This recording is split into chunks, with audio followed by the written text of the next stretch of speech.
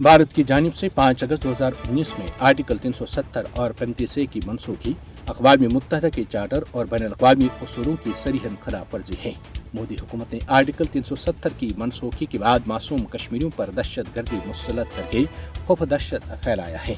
मकबूजा जम्मू और कश्मीर की खुसूसी हैसियत को गैर कानूनी तौर पर मनसूख करके भारत ने फिर एक बार इलाकाई अमन व इस्तेहकाम को खतरे में डाल दिया है। मोदी हुकूमत ने आर्टिकल 370 मनसूख करके कश्मीरी अवाम की इज्जत और शनाख्त को मजरूह किया है।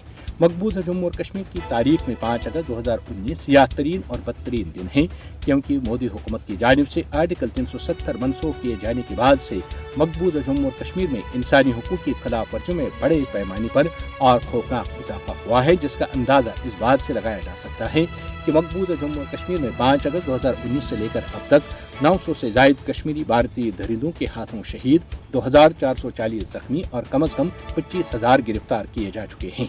इसके अलावा दर्जनों कश्मीरी मुलाजमीन को उनकी नौकरियों से बरतरफ, जायदाद अमलाक और रिहायशी मकानात को कब्जे में लेने का सिलसिला जारी है। 5 अगस्त 2019 में गैर आईनी और गैर कानूनी इकदामात का मकसद मकबूजा जम्मू और कश्मीर की मुस्लिम शनाख्त को खत्म और यहाँ हिंदू तहजीब का असर नौ अहिया भी है। आर्टिकल 370 की मनसूखी के बाद से मकबूजा जम्मू और कश्मीर में भारतीय फौजों की तरफ से इंसानी हुकूक की खिलाफ वर्जियों में खौफनाक इजाफा हुआ है।